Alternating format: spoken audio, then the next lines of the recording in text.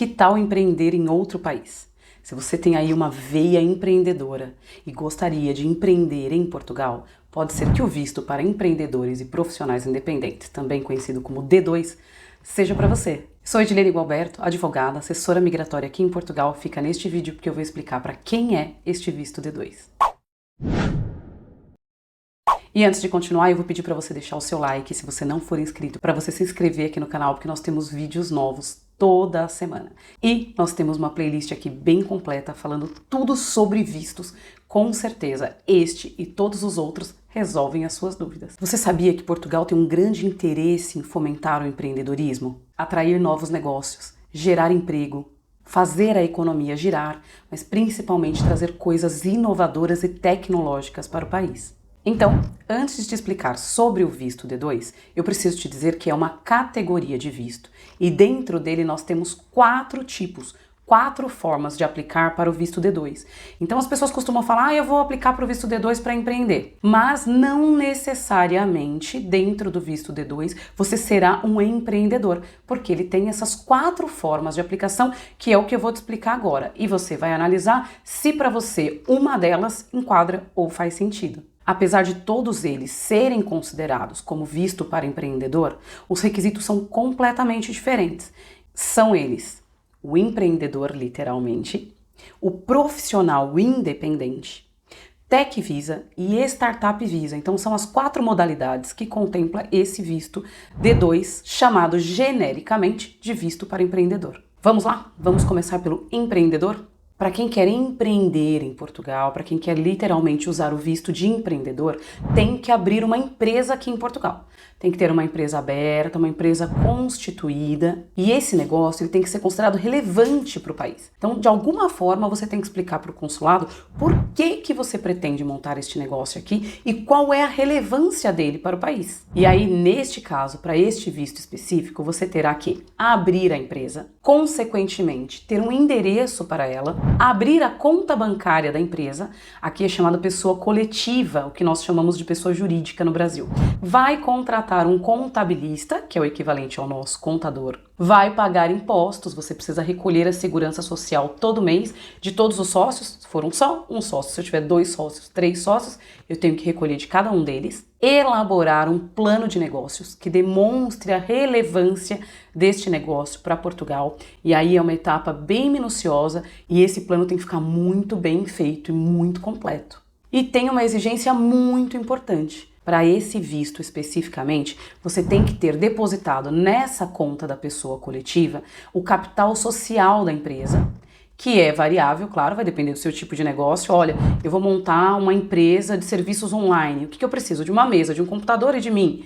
Você vai precisar de menos. Olha, eu vou montar uma frota de Uber, então eu preciso de carros, eu preciso de espaço, então eu preciso de um capital maior. Eu posso dizer que na prática não tem capital social menor do que 5.000 euros depositado. Usualmente, pelo costume, nós entendemos que o consulado aceita aí esse mínimo de 5.000 euros. E você ainda tem que abrir a sua conta bancária da pessoa singular, que seria a pessoa física no Brasil. Nesta conta da pessoa singular, você tem que depositar 1 ano da subsistência da sua família. Então você tem que ter 12 meses depositados no valor equivalente àquele que Portugal exige como mínimo na sua composição. E nós temos esse vídeo aqui super completo sobre meio de subsistência, onde eu expliquei tudo, todos os valores, como é que funciona e serve para todos os vistos. Eu vou explicar todos os tipos que estão enquadrados dentro do visto de empreendedor, mas para este de montar a empresa, eu tenho algumas questões que eu acho muito importante vocês saberem, que eu deixei para minha reflexão final, que é aquela que eu faço em todos os vídeos. Então, se você quer entender o que eu penso sobre ele, sobre os custos dele, sobre as alternativas para ele, fica com a gente até a reflexão. Seguindo para o próximo tipo, nós temos aí o profissional independente. Neste especificamente, nós estamos falando do autônomo, do prestador de serviço. Aqui é chamado profissional independente aquilo que nós chamamos de autônomo no Brasil. Neste caso, para você aplicar para este visto, presta atenção, você tem que ter um contrato de prestação de serviços com uma empresa portuguesa ou uma promessa de contrato. O valor desse contrato tem que ser o mínimo da subsistência de Portugal. Se você tiver família, esse contrato tem que ser o mínimo para você e para sua família. Em geral, as empresas fazem o contrato de prestação de serviços ou de promessa, pede o visto no Brasil e quando chega aqui em Portugal, vai abrir uma atividade nas finanças, que é semelhante ao MEI no Brasil. E aí, com essa atividade aberta, a pessoa pode emitir recibos verdes, que é semelhante às notas fiscais do Brasil. Emite os recibos verdes e a forma que ele tem de declarar o que ele recebe e também de comprovar renda no país. Mas alguns, depois que chegam, a depender do valor que fatura mensalmente, podem abrir uma empresa. Vai procurar o contabilista, vai entender se é mais vantajoso ou se não é, que tipo de empresa enquadra e aí monta essa empresa aqui em Portugal e começa a emitir os recibos através da empresa e não mais da atividade aberta.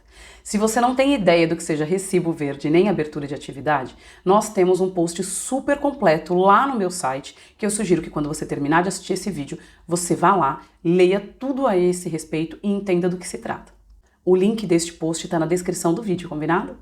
Já o Startup Visa e o Tech Visa estão atrelados ao mesmo órgão aqui em Portugal, que é o IAPMEI, uma agência para competitividade e inovação. Então, o país criou essa agência para fomentar essa competitividade, a inovação, a tecnologia no país. E aí disponibilizou esses dois tipos de visto que eu vou explicar agora para vocês. Apesar de estarem pelo IAPMEI, os requisitos são completamente diferentes, tá bem? Vocês vão entender sobre isso agora. O Startup Visa, ele é para o empreendedor que pretende abrir ou mover para Portugal um projeto de startup. Este projeto deve ter um caráter inovador e ou tecnológico. E aí você vai desenvolver um projeto que vai ser submetido a este IAPMEI e é o IAPMEI quem precisa aprovar. Nos últimos pedidos, nós notamos que o IAPMEI tem ficado muito exigente, as pessoas têm usado muito esse visto. E depois chega em Portugal e não empreende, não toca essa startup. Um dos critérios que a gente tem observado é o nível superior. Nós percebemos que alguns projetos, eles questionam se o empreendedor, podem ser até 5 empreendedores no projeto, se um dos empreendedores tem nível superior, de que tipo, como é que trabalha, qual é que é a experiência. Eles têm sido bem criteriosos, então assim, cuida do currículo e monta um bom projeto.